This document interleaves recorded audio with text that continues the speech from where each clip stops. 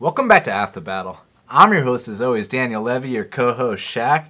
We're going to be talking the TUF 25 finale, Johnson versus Gaethje, and man, we're back at it again. Yeah, man, I can't wait for this fight card. I mean, you got some good fights on there. We got Teru Ishihara, CB Dollaway, Ed Herman, Jordan Johnson, Mark DeCasey.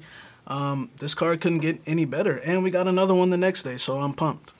Real quick, we got to address what happened last week, max bet season, and it's part of the game. Look, people are talking all this shit, saying, now you suck because you lost these two max bets, and it's like, losing is part of the game. This is a big boy game. Yeah, man, if you cannot handle losing in this business, this is not the business for you, because you will lose and you will get burned bad. It's a part of the game. You win some, you lose some, but when you lose, you face it like a 3-time world champion, and you come back and you face adversity. Exactly. The past is behind us, and we're moving on, and I'm not going to make any excuses for Coke. That was the wrong pick. He's simply done. But Keish, I still got some faith in her in the future. I mean, the fact that she didn't tap, to that choke, granted she did, an incident happened, but the fact is, man, we still were right about some of the qualities about her, that she doesn't quit. She's always coming forward. But, look, it was maybe a little bit too soon. But she'll bounce back, man. Definitely. Now, Tecia Torres, she's minus 360. The comeback on Juliana Lima is plus 300. What are you thinking, man? I'm all over Tecia in this spot. I love betting Tecia Torres because she wins by the same way. But, I am, as of right now, done with props for the most part. But I love Tecia in this spot. She has a huge cardio advantage in this fight, a striking advantage. And I think she can stuff the takedowns with ease. Juliana Lima, she comes out, pretty hard in those first 2-3 minutes, but her cardio goes down the drain by the middle of the second round. She's completely gassed, and then, she'll start flopping to her back and, just start getting discouraged, as where Tecia, I know for a fact, can go all 3 rounds, as all of her wins are by decision, and she's going to run circles around her. She's going to throw that side kick to the body, land those fast hand combinations, and, get in and out and win a 30-27. I mean, Lima goes out there, and she loses a striking battle to Carla Esparza. Like I said, her cardio isn't good. And, I mean, it is what it is. Ticia's going to win a 30-27, and I got her in a parlay with someone later else in the card. The thing that's interesting about this fight is that usually the people that go out there and beat Juliana Lima are the people that go down there and take her down to the ground. Besides Joanna Jędrzejczyk, obviously, right? But Tecia Torres is not really known for that. I mean, I know in that Angela Hill fight, she did show her grappling there, but we know the grappling acumen of Angela Hill, and I think that Juliana Lima is on a better level than that. So I do think it's going to be interesting to see how it plays out on the feet. That being said, Tecia Torres, she's a lifelong martial artist, like you mentioned. The sidekick, the circling, she's an expert at winning the close decision. This is a big opportunity for Lima, and don't be surprised if she fights closer than the line indicates. But at the end of the day, I do have to agree with you, and I do think that Tecia Torres is going to go out there and do what she's known to do, which is go out there and win a decision. So I got Tecia Torres there. Yeah, all day, Tecia. Now here we go. You know what time of year it is? Max bet season. That's right, because we got Teru Ishihara, and man, we recorded this earlier. This is a funny story. We already recorded this episode once. We lost it.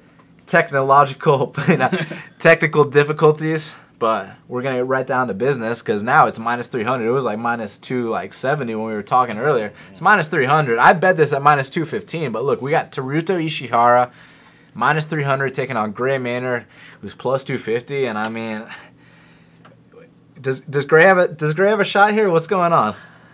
Look, I completely understand why everyone's betting Teru. I mean, you want him to go out there, stuff these takedowns in the early round, and put Gray down, which Gray is known for. He's been knocked out in 3 of his last 5 fights or something like that. I didn't like the line even when it was minus 230, just because I don't trust Teru in those second and third rounds. In the second and third round, that's when the wrestling's going to come into play. That's when Gray's going to try to seal off rounds, and as we know in the past, he's only won 1 decision in his whole career, and we've seen him multiple times completely wilt in those second and third rounds. So, I do like the under. The under hasn't been opened yet in Bet DSI, but in 5 dimes it was like plus 160 at one point. So I do like that because in those first 7 minutes, Theodorou is a motherfucker. He comes out throwing with the Darren Till game plan, left kick, straight left, and I think that's going to be enough to put Gray down. I didn't like it now at minus 300, and I don't like it back in the past at minus 215 or minus 230, but I will be playing that under when it opens. Now, look, I could be wrong about this. I've been wrong before, but I think that this is a situation similar to Gomi versus Tuck, and I'll explain why. With Gomi and Tuck, it was basically as soon as Tuck takes the fight to the mat, it's going to be over right then and there.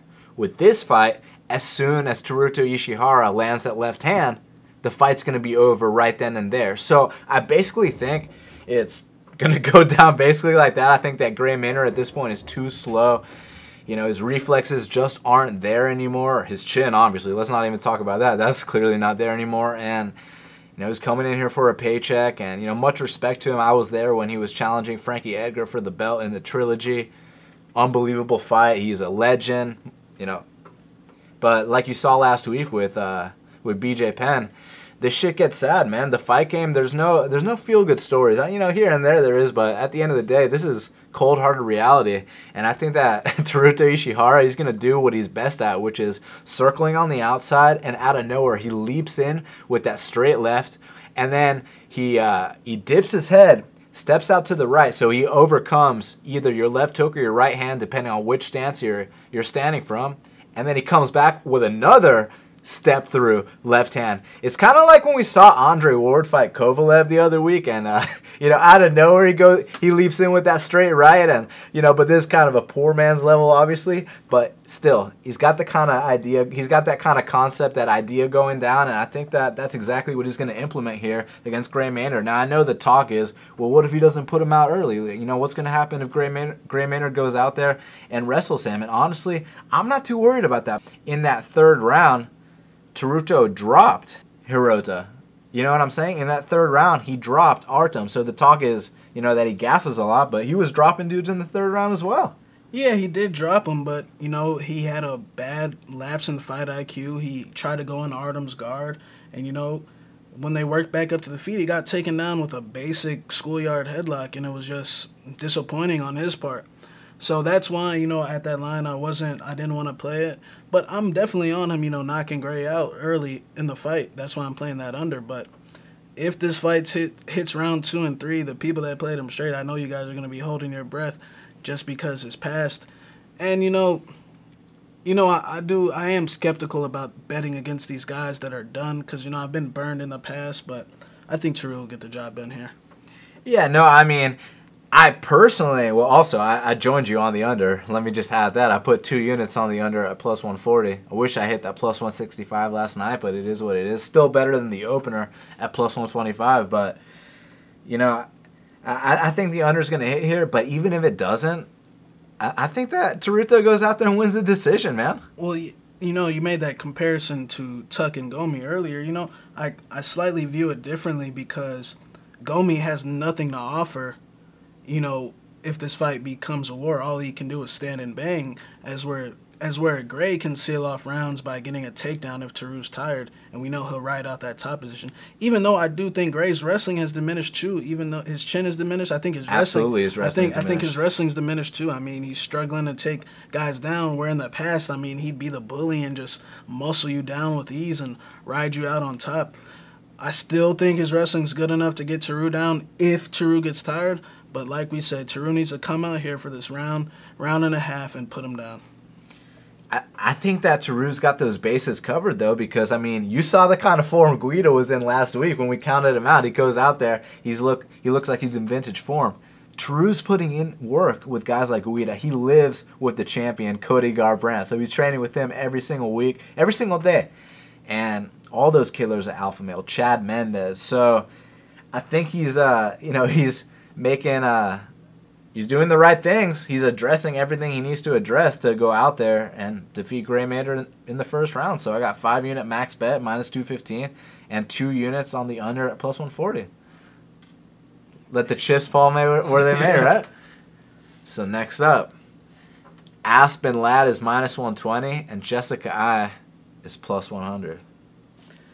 Yeah, in no way, shape, or form could I ever pick Jessica Ai or bet on Jessica Ai in a fight. But if there was ever going to be one in the UFC that she got, I guess it would be this one, just because Aspen's inexperienced compared to her, and she's never been under those bright lights. But in terms of Jessica Ai, talk about a mental midget. I mean, I think she's a cool chick, but she's a mental midget. Any type of adversity, this chick will look for the way out or break.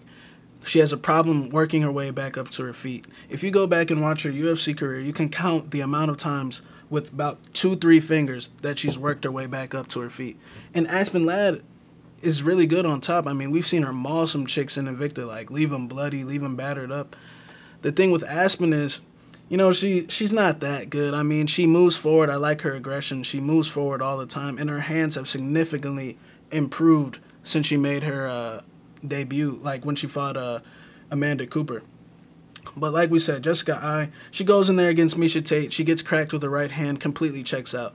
Then she goes in there against Juliana Pena, wins the first round, you know, and then the second round, she has a mental lapse. She throws an illegal knee on bottom, and she folded. Then she goes in there against Sarah McMahon, the spot where we were thinking about betting her, just because at the time, you know, McMahon was taking knees and looking for a way out. And Jessica Ai goes out there and stares at her for 3 rounds and does absolutely nothing.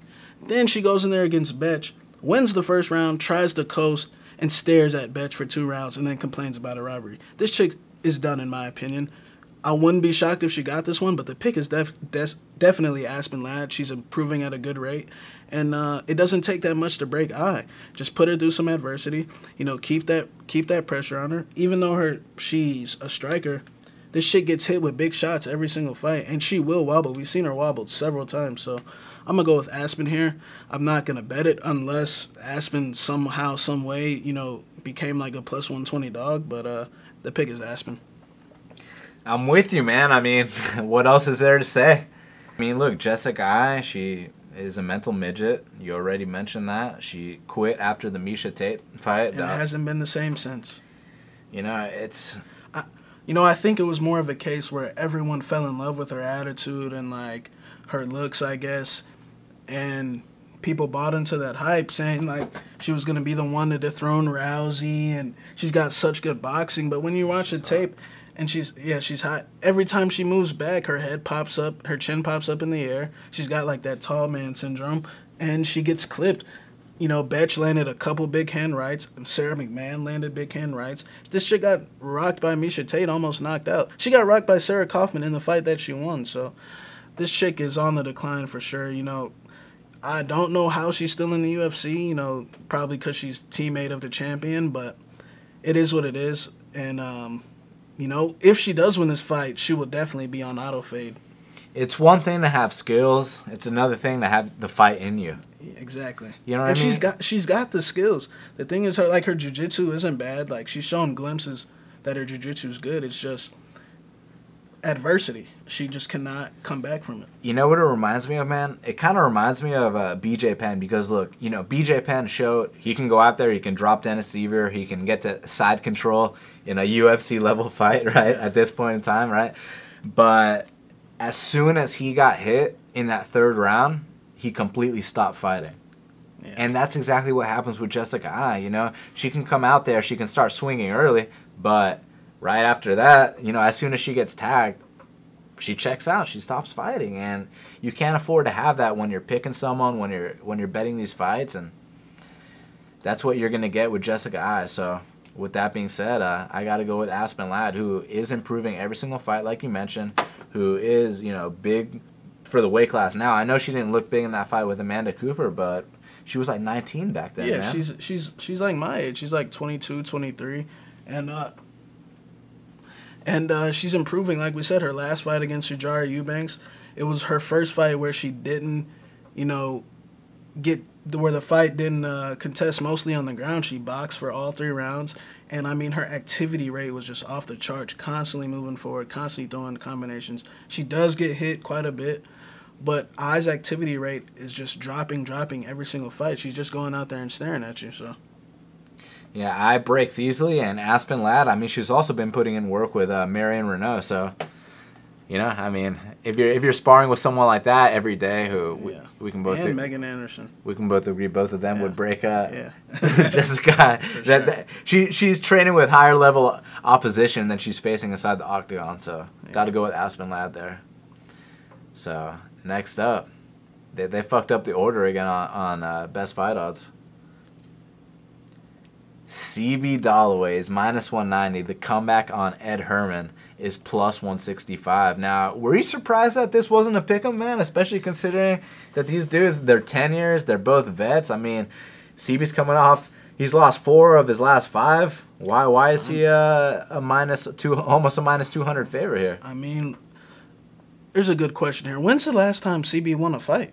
Against, it was the Francis Carmon days. Exactly, so that's why I don't understand the line here. In their primes, CB is definitely the better athlete. He's faster. He's got more power. He's got the better wrestling. I mean, we're talking about a 2-time All-American D1 level. Ed Herman, he's that quintessential Team Quest fighter, dirty in the clinch with the dirty boxing, and he's durable. But they're both past their primes. Ed Herman has suffered some big knockouts lately against Derek Brunson, Nikita Krylov, but CB, since the Lyoto Machida fight where he went down to a body kick, he goes in there against Bisping, pre-Reebok, drops him in the first round, and then gets walloped on for the next 2 rounds. I think that took a lot out of him. But, he attributes it to the weight cut. He said he came in for fight week at like 215 pounds and would have to cut 30 pounds the week of the fight, which could be the factor of why, his chin was diminishing and why he looked for his way out. I mean, remember the Jared Hammond fight when he beat Jared Hammond's ass that first round, and then he, just goes in there and flops to his back and gets pounded out. And then he goes in there against Nate Marquardt, a spot where I actually bet him at, I remember, because I was thinking Nate's coming off this devastating KO loss to Kelvin. CB's a top 15 guy at the time. And I'm thinking this will be an easy win for CB to get back on track. And he charges Nate with face first, chin in the air, and he gets clocked and he gets knocked out. I think CB's personally done, in my opinion, even though he's moving up to 205 pounds. He does have the Novu and Yao coaches with him now, but when you're done, you're done. I think Ed Herman is live as can be at +160 against a guy like CB. I still haven't made my mind up if I'm going to bet it, but the pick is Ed Herman here. I think he's got slightly more left in the tank. He's more mentally tougher, and he's got better cardio. We've seen CB gas out several times. Again, I'm with you, man. I think that Ed Herman is a live dog here. The only reason I haven't played is because I'm very tied up having a max bet plus the 2 units on the under in that Teruto fight, plus something coming up on one of these next fights. So I'm still making up my mind because, at the end of the day, even though we do feel like there is an edge here and we do feel like the rightful favorite is the underdog, that's still Ed Herman versus CB Dollaway, man. It's going to be a slobber knocker type of fight. They're both going to get walloped. But like I said, I think Herman's more mentally tougher. CB is definitely the better fighter across the board in terms of skills, in terms of striking, wrestling. But fights aren't contested on paper. Exactly. Sometimes the fight isn't contested on paper, and Herman has, even in that Nikita Krylov fight, even though he got knocked out, he cracked Nikita a couple times. Ed Herman's that type of guy that has to take an ass whooping to wake up, and then he'll come and win fights. That's how he generally wins. But I think this is a good spot for him if you're looking to bet him, just because CB's done, in my opinion. And also, Ed Herman, he's going out there, he's beating guys like Tim Bosch, he's beating guys like Rafael Natal. Those guys are no slouches. For mid-tier, middleweights, those are the guys you want to beat to establish where you are in that division. And, CB's not doing things like that. Yeah, these are past the days. You remember that vicious left hook CB used to have? I don't see him having that anymore, but we'll see. We will see indeed. But I do have Ed Herman. We'll talk about a play later on, because CB did apparently get injured. There were 12 fighters on that elevator in September in Cleveland, and none of them got injured except CB. So the opportunity presented itself for him to pull out, and he took it with full grasp. Next up, we got Angela Hill. She's -325. and she's taking on Ashley Yoder, who's plus 255. Now, Shaq, should Angela Hill be minus 325 in the UFC? You know, maybe not that high, but I do think she wins this fight, and I think she wins it very handily. Yoder, a tough chick, but I think, you know, people looking at it on paper would say, well, she went to a close decision with Justine Kish, but we know that Justine Kish puts herself in bad positions, and she's still green. As we're on the feet, Angela Hill is very calculated, you know, good movement, like Dominic Cruz-esque. You know, she goes in there with Jessica Andrade, where other chicks would have got pounded out in the first round, and she goes all 3 rounds. She's got very good movement. From what she used to be to what she is now is a drastic difference. I mean, back in the day, you used to take this chick down and that'd be it. She wouldn't get back up, but now she's working her way back up to her feet against better grapplers than Yoder, in my opinion. Back in Invicta, she fought Souza, who's a black belt, and she got back up every single time and won the 5-round fight. And then she goes in there and gives Jessica Andrade the fight of her UFC career, but besides at 115, besides Joanna Jędrzejczyk. I mean, all those other chicks, you saw what happened when they fight Andrade. But I think Angela Hill's improving at a good rate, man. The thing what I don't like about Yoder is in the 3rd round of a pivotal fight, a minute left when the fight could be won in any little grappling exchange, she pulls guard when she gets hit with an uppercut by Justine Kish. I don't know if she was hurt bad, but she pulled guard in the 3rd round of a fight with a minute left. So that just makes me want to stay away from her right away. But, hey, we've seen Hill fold in the past on the mat, but I don't think it's going to happen here. I think she's going to win at 30-27. I'm going to go the other way, man. But I'm not betting it, but it's a plus 255, right? So I should, you know, put my money where my mouth is. But I try not to bet fights like this. I mean, we saw what happened last week, right? Yeah. But you know, I think that Ashley Yoder, she's dangerous in the scrambles, which is something that Angela Hill has proven not to be. Angela Hill's good in 5-round fights, like you saw in Invicta, where she's able to, you know, lose the first 2 rounds, but then she establishes her range, starts, you know, picking up her strikes. I don't know if she's gonna be able to do that here against Ashley Yoder. I think that Yoder can close the distance, you know, pin her up against the fence, get those takedowns, get on top, steal rounds.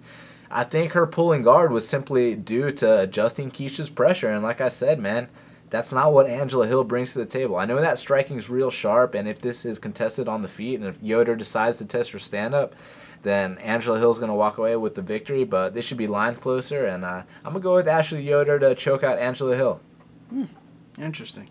Interesting indeed, right? So we got Jordan Johnson. He's minus 240. He's taking on Marcel Fortuna as plus 200. Now, look, man, I know Jordan Johnson's got one of those wrestling tattoos, so you got to watch out for this guy. But he's taking on Marcel Fortuna, who a lot of people max bet against this guy, against Anthony Hamilton. He weighed 210 pounds against a 265-pound man, and he knocked him out in the first round. You gonna count him out again here? Yes, I am, actually. I'm not counting him out. Jordan Johnson's just clearly the better fighter. Look, we can name 20 light heavyweights that will KO Anthony Hamilton. It doesn't take that much movement straight right. I mean, come on. Jordan Johnson is one of Anthony Hamilton. I mean, Jimmy Rivera would KO Anthony Hamilton. So, you know, it was a good win. Congrats to Marcel, but, you know, I don't put that much stock into it personally. Jordan Johnson, I mean, his performance against Frankenstein de Silva was flawless in my opinion. I mean, he didn't take any damage in that fight. He completely controlled him in every way, beat him on the feet, and then we saw that wrestling come into play, riding out that top control. And Marcel is the type of guy, he's one of those second-degree black belts that will flop to his back looking for Hail Mary submissions when he gets tired. If you go back and watch his local fights back in California, this guy gasses out. And we watched in the to get into the tough house, he fought Corey Hendricks, completely gassed out after the first round. First round, he had some good things going on, but when he didn't finish him, he completely gassed out, flopping to his back, looking for those submissions. shooting sloppy takedowns. And if he wants to shoot a takedown on Jordan Johnson, I mean, that shit's getting easily reversed, and he's going to his back, looking for that Hail Mary submission. So I think the same thing's going to happen here. When the line came out, one book had it at like -134 Johnson. I was going to be all over that because I really think Jordan Johnson has the potential to be really good in this division. I kind of compare him to like a young Ryan Bader, at the moment. He's developing still, but I'm all over Johnson in this. I think just like Ryan Bader. Yeah. I think Jordan Johnson's going to take care of business here, 30-27 or a late finish. I'm with you, man. I mean, just for the shock value, it'd be pretty cool if Marcel Fortuna went out there and knocked this dude out again as a big underdog, but realistically speaking, you got to think that Jordan Johnson's going to go out there, grind this dude out for 3 rounds, or potentially get a stoppage. So I'm with you. I got the favorite here. Now, next up, it is that season, but I am holding back just a little bit because we got Elias Theodorou. He's currently -125. The comeback on Brad Tavares is +105.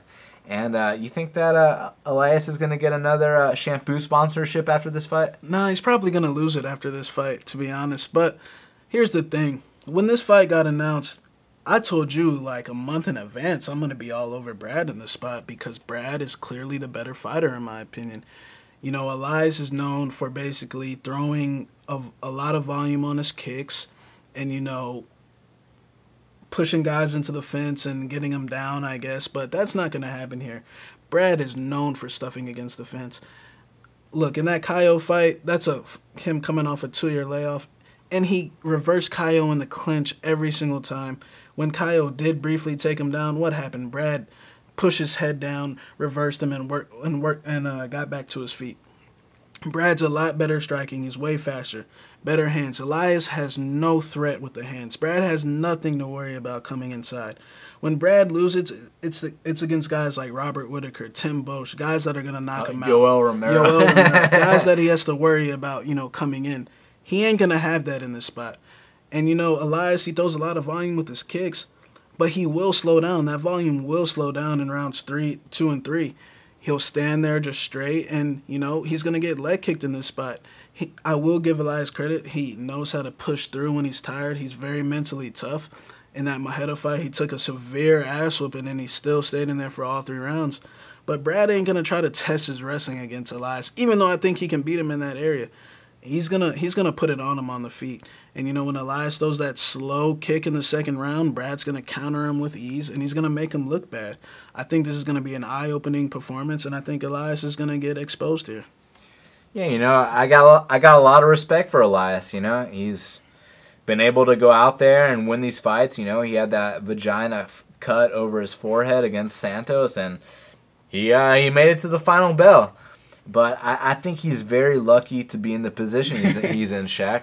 I think that when you're fighting Bruno Santos and Roger Narvaez and Sheldon Westcott, it's easy to go out there. Easy, on the UFC level, because those dudes will whoop my ass.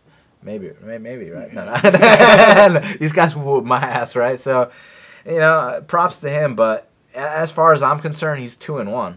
Look, he beat Sam Alvey, but when you're fighting Sam Alvey, Sam just waits to counter the entire time. Sam's not going to come at you. So all you got to do is run, throw kicks, keep running away, point, run away. And that's exactly what Elias did. I mean, it was pretty simple. He didn't have to fight in that fight. And against Cesar Mutanchi, who a year ago was like the laughingstock of the middleweight division. People were laughing at him because he used to, blow a kiss at his chin and he'd go flying into the second row. So I just think this is one of those situations where Elias is overhyped to a point where he got exposed once and people seem to have not learned their lesson. I mean, that fucking Alvey fight was awful. And, no disrespect to Alvey. I got a lot of respect for that guy. I mean, you know what kind of right hand that guy has. Yeah. But there's a way to fight Alvey. There's a blueprint to beat him. And the blueprint to beat him is to not actually fight him. Is to, hit him and run. That's what Elias did. You're not about to hit and run against a guy like Brad Tavares. We're talking about a guy that goes in there with Lorenz Larkin. Can we all agree, everyone listening to this right now, and you yourself included, Shaq, that Lorenz Larkin is 10 times the striker? No, sorry, scratch that. 100 times the striker that Elias is. Now, I know someone's going to be like, yeah, but he's a welterweight. Oh, yeah? Well, we're talking about a guy that beat Jean Vellante at heavyweight. So you want to give me this welterweight bullshit? Yeah, he's optimal at welterweight, but this dude was beating guys at heavyweight, light heavyweight. He beat Robbie Lawler at middleweight, so I don't want to hear any bullshit whatsoever. Lorenz Larkin smokes Elias Theodorou. Elias, this is just finally that time. We've been waiting for him to get exposed. He's going to get exposed.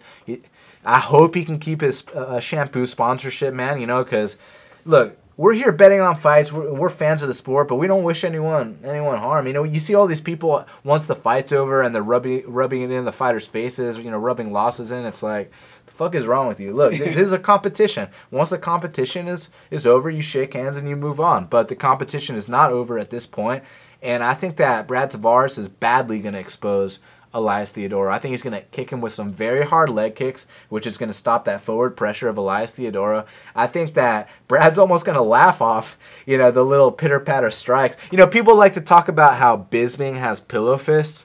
Let's talk about pillow fists for a second, Shaq. Bisping knocked out Luke Rockhold in the first round.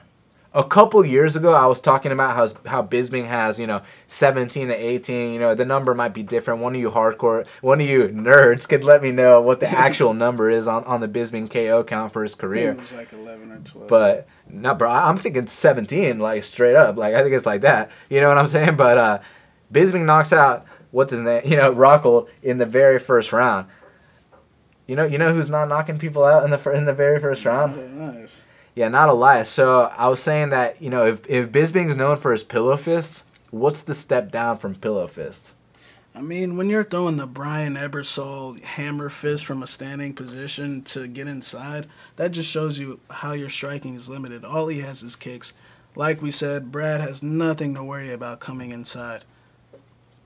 And his kicks aren't even that serious. Brad has the harder kicks here. So Brad's going to run away with this one. And Brad, at one point in time, was arguably a top 15. He was a top 15 guy. Another thing, you know, let's talk about the battle of wills. You know, fuck the athleticism, because obviously Brad's more athletic and he's stronger and bigger. But let's not talk about that. Let's talk about the battle of wills. We know about Hawaiian Spirit, but let's talk about Hawaiian Spirit inside the UFC's octagon. Who gets slammed more than 3 times against Yoel Romero and then gets back up, throws a knee and a straight right? Brad Tavares. You know what would happen if Elias fought Yoel Romero? I mean, do you remember what happened when Chris Weidman fought Yoel Romero? Yeah. You remember what happened when Lyoto Machida fought Yoel Romero? Brad Tavares took that ass whooping like a man. That's what Hawaiians do. But we don't have to worry about an ass whooping here with Elias. He's got, you know, what's below pillow fist? Someone tell me on Twitter at BestFightPicks, what's the step below pillow fist? Because like I said, y'all are saying Bisping, who knocks out Rockhold in the first round, that he has pillow fist. Okay, whatever. If that's what you guys want to call it. But I want to know, what's the step below pillow fist? Because that's exactly what Elias has. And, you know, I think that Brad's going to turn him around against the fence. The leg kicks, like we mentioned. Brad's an expert at winning the decisions. He's been in there with everyone. Oh, he got caught by Tim Boesch after whooping his ass. I mean, Elias could easily get caught by Tim Boesch too. He got caught by Robert Whittaker. You know who would fucking get decapitated by Robert Whittaker? I mean, come on. At this point, I'm talking like, why did I only put 2.3 units on it? Like I said, I made a critical error where I thought, well, if it's plus 150, maybe with that height, maybe we can get plus 2, which is obviously insane because we think it should be minus 150, right? But, you know, you live and you learn. At least I'm going to get something out of it if he wins the fight. You know what I'm saying? But you know, maybe we'll make talks after the weigh-ins. You know, maybe Elias says a couple cute lines, post, you know, some fucking stupid picture on his Instagram. The line goes his way, and because, you know, Brad Tavares, you know, he's been keeping a low profile. And you hear these people talking online how Kyle Magalhaes arguably won that fight. And it's like, Brad won every second of that Kyle Magalhaes fight. So I just think at this point, it's Brad that's being overlooked. And, yeah, I got 2.3 units on him and potentially going to put more. Yeah, I'm all the way with you on Brad. Brad's going to be the MVP of the night. Mark DeCasey. He's minus 265, minus 280 in some books. He's taken on Drakkar Klose, who's plus 225. Drakkara's a tough guy. Drakkara's got that MMA lab style, but can he go out there and defeat the very tough, the very dynamic, the very, shall I say, new school style of Mark DeCasey? It's going to be tough, man. DeCasey is hell on wheels for that first round. And we were talking about earlier, in his fight against Frankie Perez, he showed that he had the IQ to pull off a win in a close fight. You know, Frankie beat his ass that second round, and he came back and he stole that round from him in the third. You know, Drakkar Klose, he's got that typical MMA lab, style. He will take a beating to dish one out, and he's got good cardio. And it's going to be interesting to see if he can somehow, get DeCasey up in that clinch, hold on to him, get his energy level down, and, take over this fight in the second and third round, a la, Brian Barberena, his teammate, that type of style.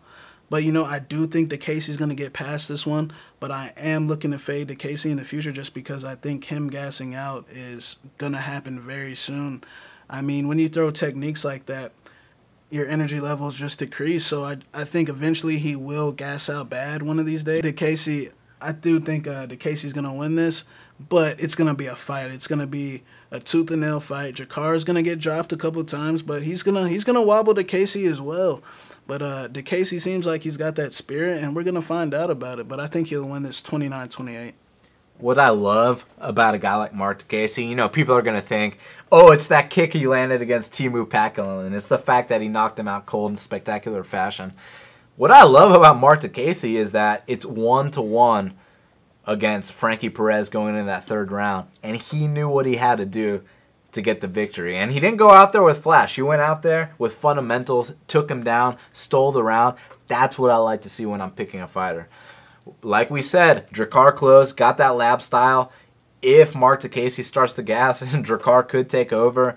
But at the end of the day, I do think Mark DeCasey is going to come away with a win here. I think the people taking a shot on Drakkar Klose, they're going to get a very spirited effort.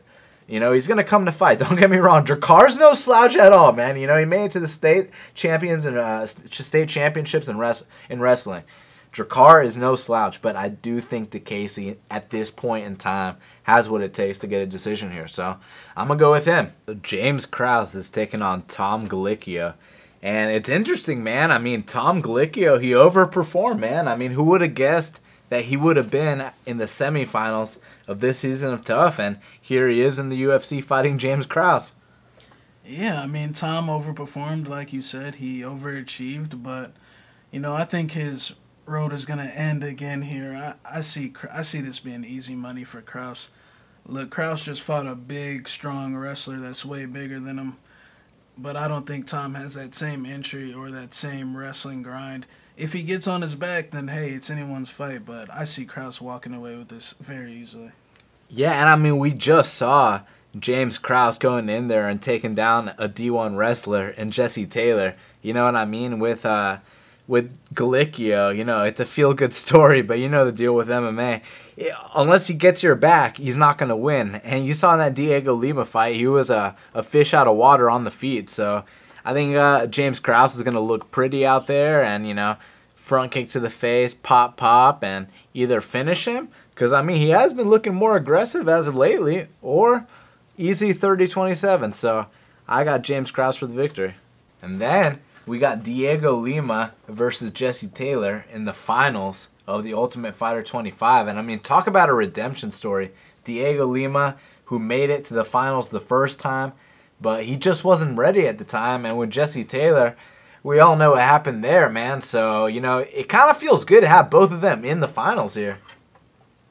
Yeah, like you said, both have good redemption stories. And it's an interesting fight because we know JT Money, he's a one-dimensional fighter, but his one dimension is so strong. I mean, this guy gets on top and the fight's pretty much over. He will grind you out for all 3 rounds. But if there was anyone on the cast that I think could stop it, it'd be Diego. I mean, we're talking about a guy who's got all the potential in the world, but it's always been his confidence in himself that's held him back. And, if he can stuff this takedown, I could see him running away with this fight. Yeah, with Diego, there's 2 ways to look at it. Either you can say his chin is the issue, because he has been stopped a couple times, but, At the same time, man, it could be a confidence issue because nowadays he is looking confident out there and he is taking big shots and reacting fine. He looks like a younger version of his brother out there. Big leg kicks. He uses his distance real well. And he mixes up the takedowns. He gets back up to his feet. He uses that butterfly sweep very effectively. So, yeah, I'm going to go with Diego here, but he's got to be aware of the wrestling here. That's what it's going to come down to. There's no two ways about it. On the feet, I do have Diego Lima winning this fight.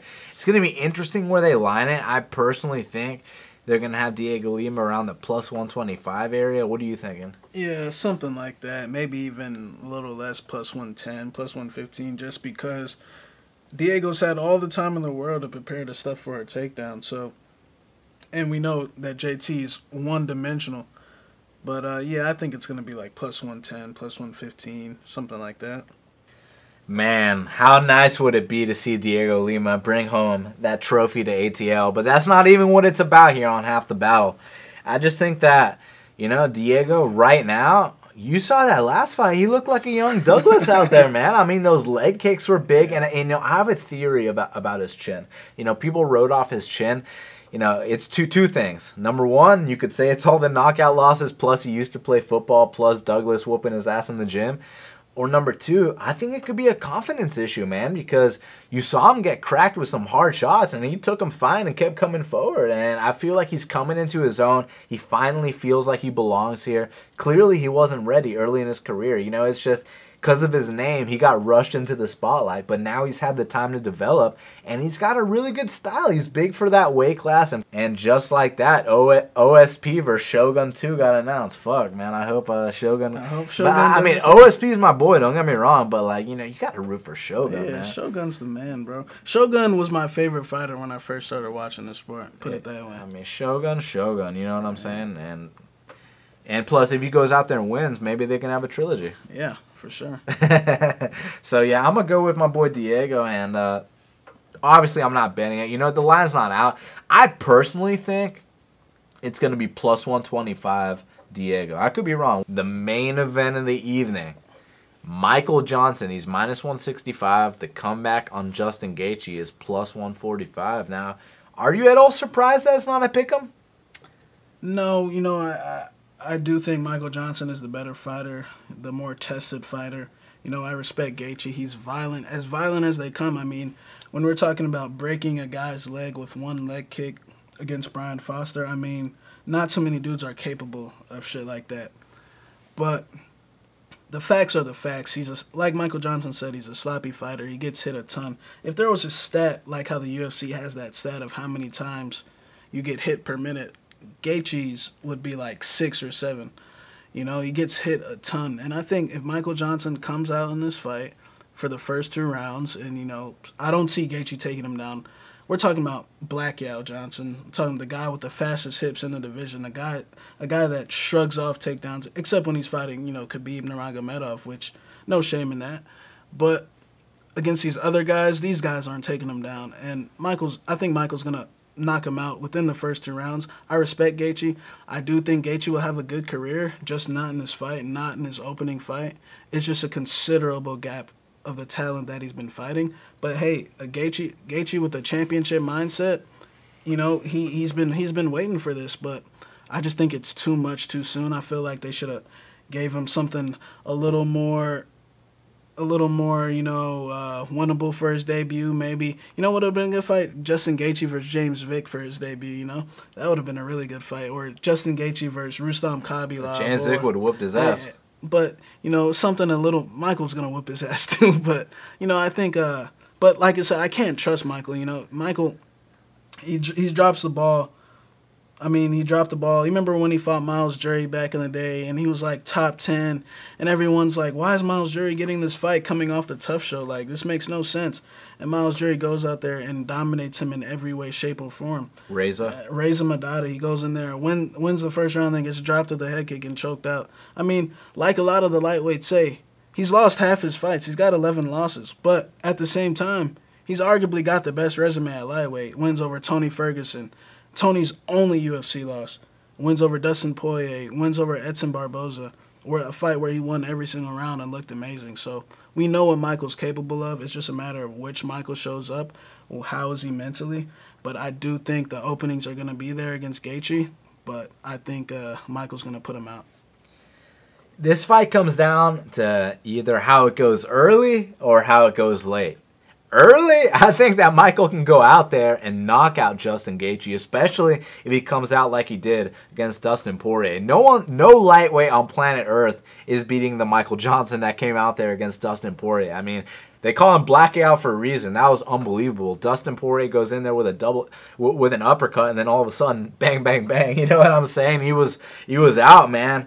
So if Michael Johnson comes out like that, he's going to knock out Justin Gaethje. But if Justin Gaethje can weather that storm, chop him down with leg kicks, it's going to be hard because Michael Johnson's a southpaw and he knows how to check kicks too. He's in there training with Van Roosmalen, you know what I'm saying? So it's going to be really tough for Gaethje. He is a D1 wrestler. I know he barely uses it, but if it's time to use it, he can fall back on it. So if Justin can get out of the first 2 rounds, I do think that Michael Johnson's going to start to slow down, just like he did in the 3rd round against Beneil Dariush, just like he did in the 3rd round against Nate Diaz, and let's not even talk about the 3rd round against Khabib or Reza or anything like that, or Miles Jury, okay? Or, he lost to James Krauss too back in the day, but anyways, like Kevin Lee said, he's got 30 fights and he's lost half of them, so, it's one of those things, but if he comes out like he did against Dustin Poirier, he's going to knock him out in the 1st round. Justin Gaethje leaves a lot of openings. But if you've never seen Justin Gaethje, this guy comes to bang.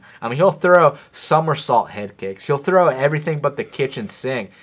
He's going to go out there and bang hard. And, he's going to leave the openings for Johnson to catch him. It's just, is Johnson going to take advantage of those openings? So you're rolling the dice. Either he does or he doesn't.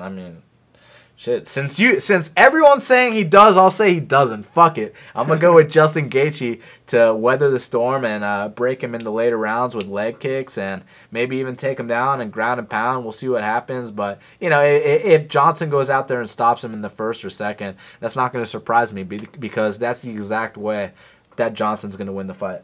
Another thing I wanted to say is, it didn't happen in the Poirier fight. He showed up, but Michael Johnson, I noticed that he's constantly reaching on his shots, coming up on the end against Beneil. Even in the Khabib fight, a lot of people say he had Khabib hurt, and he landed 1 or 2 solid left hooks, but after that I rewatched it and it really wasn't that bad. Khabib was perfectly fine, he was still there. He got clipped once, but it wasn't that serious, and he kept coming up short in that little barrage that he had in the 1st round. But that's just one thing I noticed about him. He's always coming up on the end. I think Poirier was just a perfect matchup for him. But that's just one thing I wanted to point out. We got to talk about the fight to watch and the fighter to watch. So, Shaq, what is the fight to watch for the TUF 25 finale? The fight to watch is Brad Tavares versus Elias Theodorou. Like I said, Brad's going to teach him a lesson in the game of MMA. And Brad's going to make him look bad in this spot. We're better across the board. He can't take us down. We're better on the feet. And we got better cardio. I'm going to go ahead and say it. Elias can push through, but we can keep the pace up for 3 rounds without slowing down. All our wins are by decision. Elias is a tough guy, but he's going to get cracked in this spot, and he's going to get exposed. I'm with you there. Now, my fight to watch is Mark DeCasey versus Drakkar Klose. Look, the hype on Mark DeCasey is serious, and for good reason. You saw his last fight. Not a lot of athletes in the UFC do what Mark DeCasey does, but when you got a guy like Drakkar Klose, he's got that MMA lab style. He's known for weathering storms. He's known for his durability, going all 3 rounds hard. That is your fight to watch at the TUF 25 finale. Now, Shaq, who is the fighter to watch? Just because I got a bet on her, I'm going to go with Tecia Torres, man. I know to the most people it probably wouldn't be the fighter to watch, but, I got a bet on her. I think she's going to win at 30-27. Lima's a tough chick, but, I'm interested to see. I love watching Tecia point fight, man. I love seeing the side kicks to the body, and I love seeing her win every single second of the fight. So that's my fighter to watch.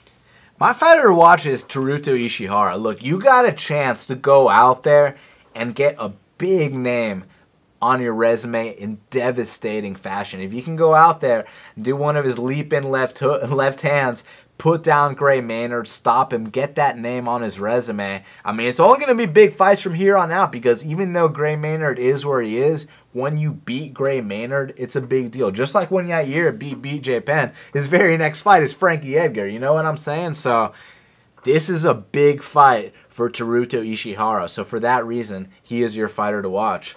Now, Shaq, we did it, man. The TUF 25 finale. My 3 bets, just to recap, I got a max bet on Teruto Ishihara at -215. I took the under 1.5 at +140 for 2 units. And I took Brad Tavares at +150 for 2.3 units. And who knows, I might even add a little bit more on that down the line. Yeah, you know, I got Tisha Torres at -315. I got her parlayed with someone on the July 8th card. And, you know, I'm probably going to play that Teruto under. Hopefully DSI opens the lineup at some point. And, you know, I'm still considering Ed Herman. And, you know, I definitely got Brad Tavares only for 1 unit right now. Hopefully that hits plus money again, because I'm looking to put some more on it just because I'm very confident. But that's it for that card. So make sure you follow Shaq at MMA Genius 05. Make sure you follow me at Best Fight Picks. Go to bestfightpicks.com for the plays. Subscribe to Half the Battle on iTunes, SoundCloud, YouTube, and Stitcher. Shaq and I will be back to break down UFC 213, Shevchenko versus Nunes, Whitaker versus Romero. And until the next time, let's cash these bets.